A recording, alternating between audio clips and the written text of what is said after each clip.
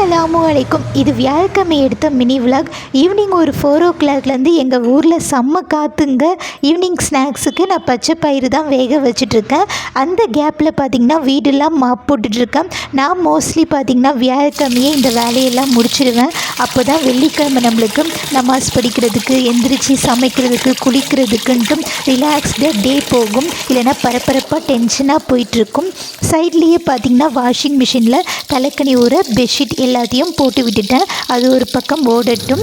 நான் காலையிலேயே பார்த்திங்கன்னா பாயெல்லாம் வாஷ் பண்ணி போட்டிருந்தேங்க. அதை எடுத்துகிட்டு அப்படியே இந்த பெட்ஷீட்டையும் காய வச்சுட்டு வந்துட்டேன். காலையில் இந்த பாய்க்கு மேலே கல் வச்சு காய வச்சுட்டு வந்திருந்தேங்க.